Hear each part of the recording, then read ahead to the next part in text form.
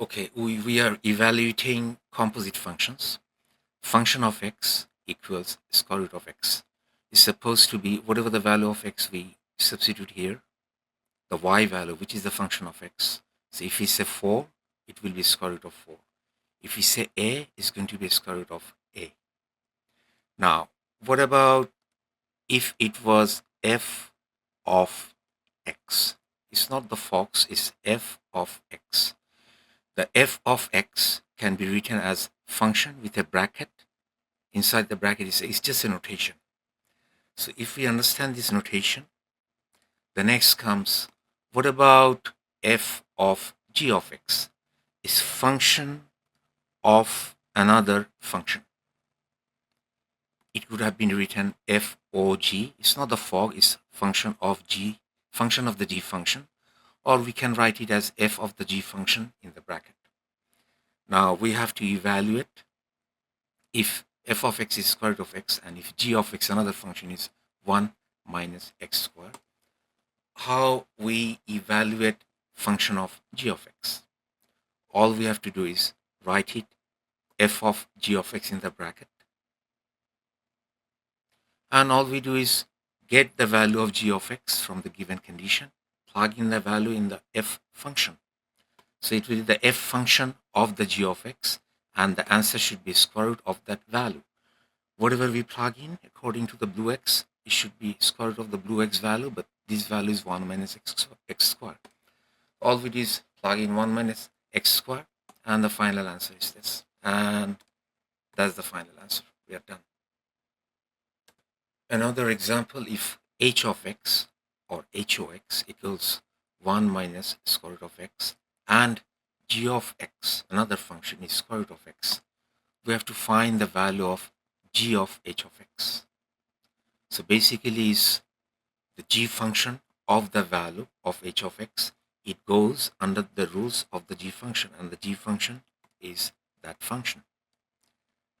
All we have to do is g of h of x. To find g of h of x, we have to plug in the value of h of x in the g of x.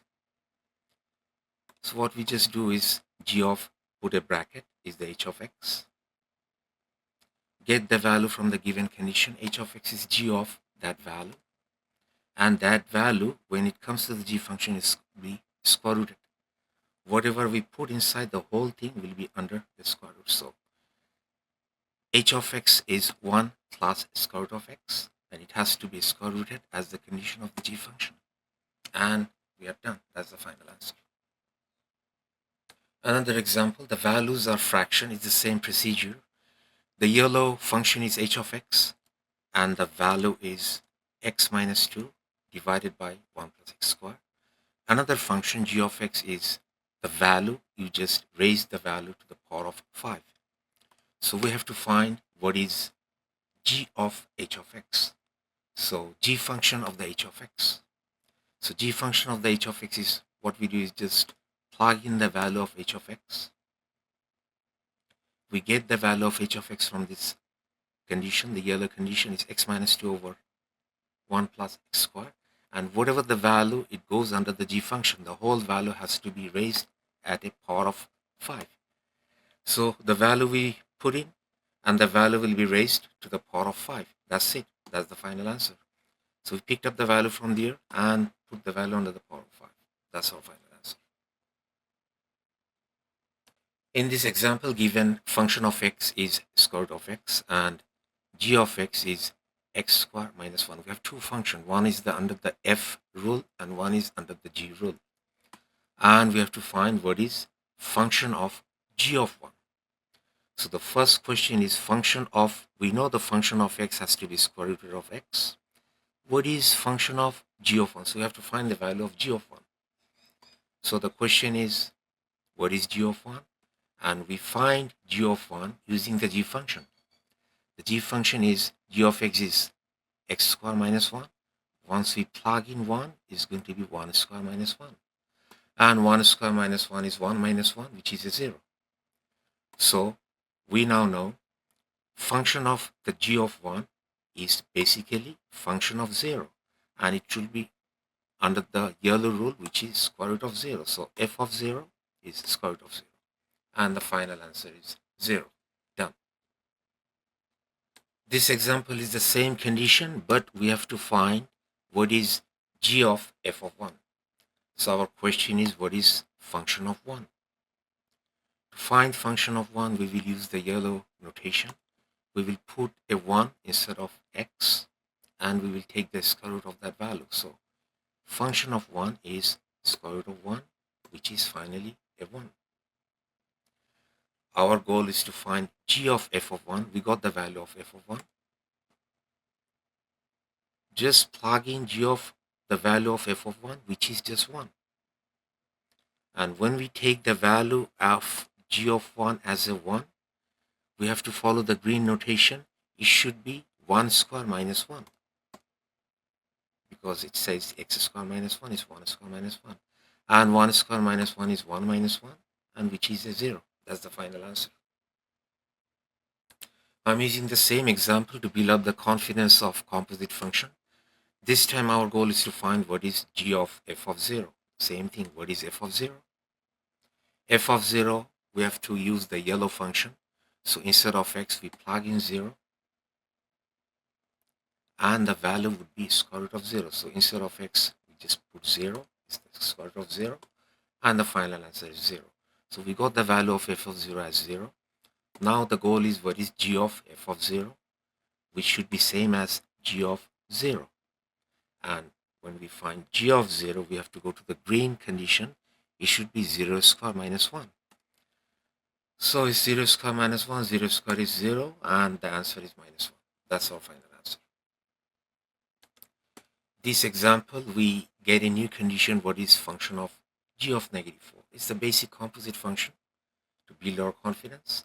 Same thing, our goal is, what is this value belongs to. It's not given to us, but this goes under the green condition. So we will use the green condition, the green function, to find g of negative 4.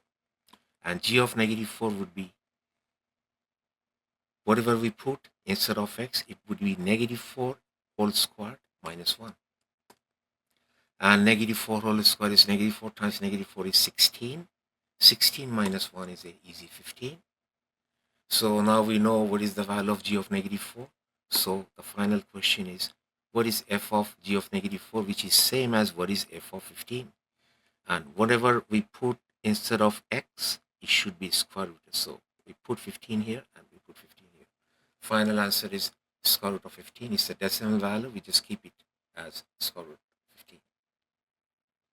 The last example with the same given condition.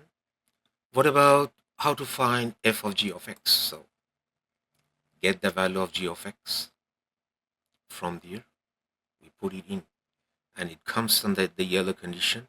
That value would be square rooted. So whatever comes over here, f of the value, the simplification is square root the value. So it's square root of x square minus 1. On the other hand side, side by side, what should be find g of f of x? So g of f of x, we are under the green condition, but we need the value of f of x. We get it from there. Value of f of x is square root of x. So basically, what is g of square root of x? To find g of square root of x, we would square the whole value and subtract by 1. So it should be square root of x. We square it and subtract it by 1. Second power of root square root of x, raise it with the power of 2, both get cancelled. The answer is just x, and it's a x minus 1. That's the final answer. In this page, we have a different notations. F of x is square the value. G of x is square root the value. That's the condition. Find f of g, which is same as find f of the g function. As we have been doing, plug in the value of the function. The value of the g function is square root of x, so it's f of square root of x. And the value to be simplified is square the value, and that's it. So we simplify it as take the value and square it. So we put a square root of x inside the square. Square root of x times square root of x, the final answer is just x. Just the opposite. What about g of f? Is the same as g of the f function. We take the value of f function from the yellow information. So value of the f of x is x squared. Once we plug in the value, we will go to the green condition. So it should be g of x squared. And once we get g of x squared, it should be the simplification is square root of x squared. So we square root the value of x squared. Square rooting the value of x squared is the second part of root. Both gets cancelled and the final answer becomes just the x. Basically, it's a coincidence because we are squaring it and we are square rooting it. So f of g and g of f, they have the same answer. Another example, f of x is 1 over x and g of x is square the value, add and 1. So first thing is what is f of f of g, same as what is the g function. Function f of the g function. The g function is, that's the value, we just take the value from there, put it over here. So it's x squared plus 1. Once we plug in the value, we come to the yellow notation. Whatever the value we plug in instead of x, we would 1 over the same value. So it should be 1 over x squared plus 1. That's for the f of g. What if we are asked what is g of f?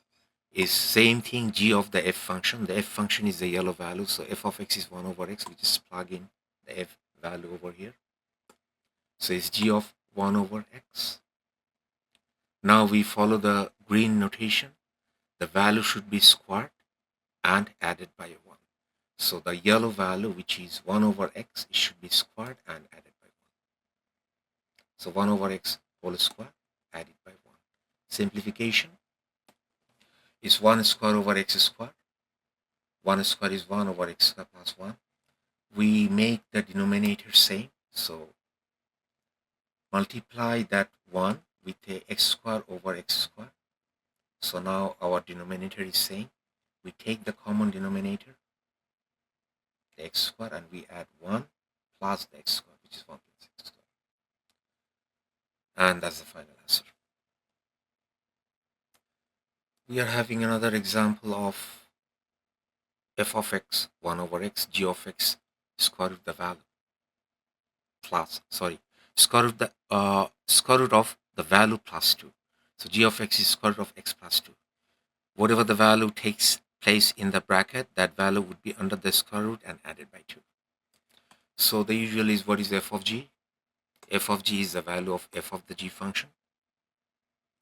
Let's plug in the value first, f of the g function. We pick up the value from there, which is square root of x plus 2. Now, we would have to go a little bit further because of the algebraic issue. So it would be 1 over the square root value of x plus 2. So it's 1 over square root of x plus 2. Now, we can't leave a square root. We have to de-rationalize it. So we have to multiply the bottom with the conjugate with the same pair of square root of 2. Because if we multiply this another square root of the same value, the square root and square root will get cancelled. It will be just x plus 2 on the bottom. So the bottom part has become x plus 2, and to keep the fraction same, we have to multiply the top with x plus 2 as well. And the top will be x plus 2 under the square root. And that's the final answer. Next, what about if we have to find what is g of f?